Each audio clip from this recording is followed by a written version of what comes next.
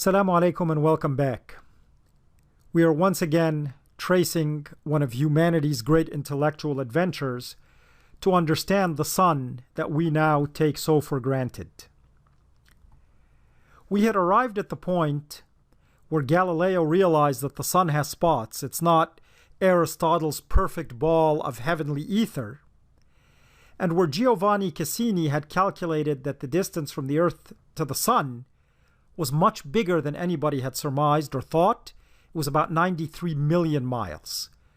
From that, it was possible to calculate the size of the sun, given how big it appears to us in the sky.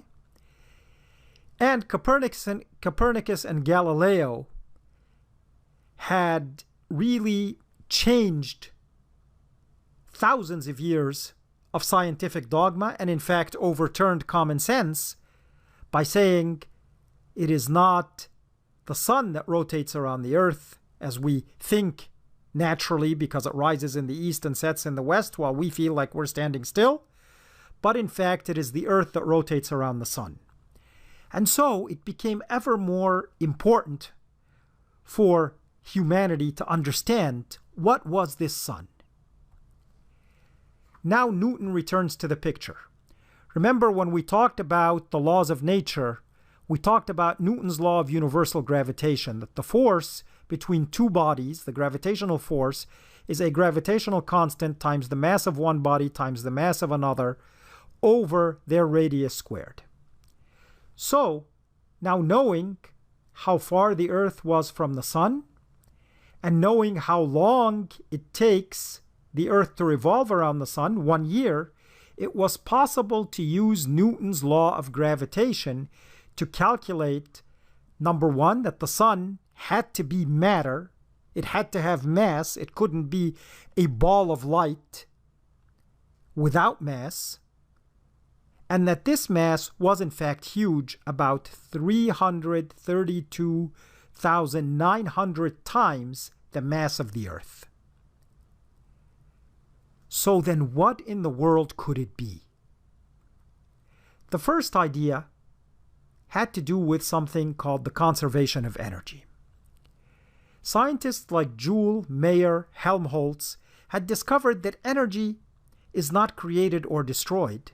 It is conserved. It may change form, but one cannot create energy from nothing. And so what was it that gave the sun its energy?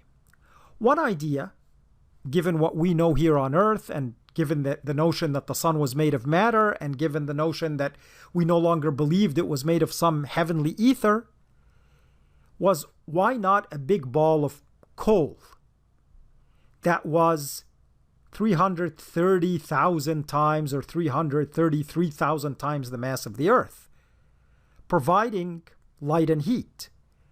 Well, people could actually make calculations based on this assumption, and they realized that if that were the case, the sun would burn out in about 1,500 years. Even how big it was, but to give off the light and the heat that it does, it would take 1,500, some people said more, 3,000, others calculated 6,000 based on the assumptions, but no matter which way you sliced it, it was only a few thousand years. Not to mention its temperature wouldn't remain constant. As it burned down, its temperature would change fairly drastically, and so it could not be the source of constant radiative energy that kept life on this planet alive century after century. The age issue, 1,500 years or 6,000 years, wasn't so big in the 1600s, because until the 1700s, most people thought the Earth was just a few thousand years old.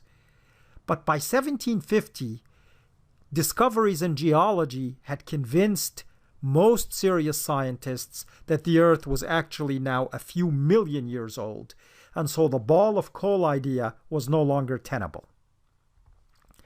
It was about this time that Helmholtz, in the mid-1800s, proposed another theory, that if not chemical energy, if not taking coal and burning it or wood and burning it, well, the sun could derive its energy from kinetic energy, the energy of motion that could supply the needed power to light up the sun. This shouldn't be so odd to us. For example, water-driven turbines that make electricity are taking the kinetic energy of water as it falls down a dam, for example, and using that to produce electrical energy. So Helmholtz postulated that if there are objects in space hitting the sun, if enough objects hit the sun, that could give it the energy it needs, sort of like a meteor hitting the Earth would transfer energy to the Earth.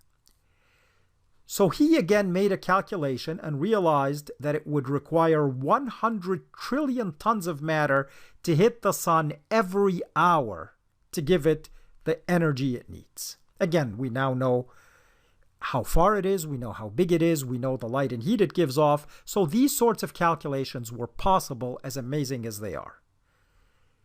So even though this was a very bright idea, there are problems with this theory. First, when we look with telescopes, it doesn't seem that there's enough matter in space around the sun to do this.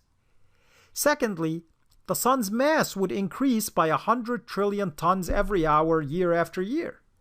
This increase in mass would increase the sun's gravitational pull and alter the speed of the Earth's orbit, slowly shortening the length of the year. And by then, by the mid-1800s, scientists knew enough to know that that was not happening. So this theory then, as creative as it was, had to be shelved. So then Helmholtz, not one to give up, mind you, very great mind, proposes a new theory. He still says it's the kinetic energy of motion, but now not from stray objects and meteors hitting the sun, but from the motion of the outer layers of the sun itself if it slowly contracted inward under its own gravity. Then that moving matter as the sun shrunk inward could give enough kinetic energy that could then be turned to heat and light energy to supply the sun. And he in fact calculates that if the sun contracts by about 1 inch every 3 hours, that could supply the needed energy. So what are the good points of this theory?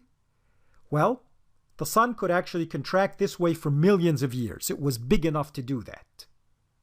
Again, remember Cassini's calculation of the distance and People's calculation of the diameter of the sun.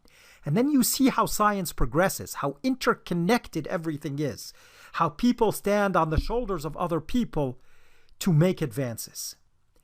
And another good point of this theory is that there would be no increase in the mass of the sun and so no effects on gravitation. Now, what are the problems with this theory? Well, the sun must have been much larger in the past. If the Earth is indeed millions of years old, the sun would have been very big before then. Now, the age of the Earth could be calculated, or at least a maximum age, because the Earth, it was felt at that time, had broken off from the sun, and it would have had to have broken off when the sun was 186 million miles wide. That is then going from one side of the sun to the other. That's what now gives us the current distance between the Earth and the sun of 93 million miles. And given the present size of the sun, that would mean that that happened 100 million years ago. Remember, in the 1600s, people thought the Earth was a few thousand years old. By 1750, they thought it was a few million years old. By the time of Helmholtz, people now thought that 100 million years was too young. And so, this was now an impasse between biologists and geologists who thought the Earth had to be more than 100 million years old versus physicists and astronomers. Helmholtz's theory of solar contraction was the best available, and it was actually the leading scientific theory for about 50 years as no other explanation was available, but biologists and geologists vehemently disagreed, saying that according to their theories, the Earth needed to be older. So, what if the sun was made of a different kind of matter? Because Helmholtz was doing his kinetic energy calculations based on matter like the matter we have on Earth. then potentially, if that matter gave off more energy, its contraction could be slower and the Earth could be older. So how could we figure that out? We can't get a piece of the sun. All we have to study is sunlight. But it turns out the intellect that Allah subhanahu wa ta'ala has given us is amazing, and that was enough. And we will try to understand how it was enough in the next episodes, inshaAllah. Assalamu alaikum.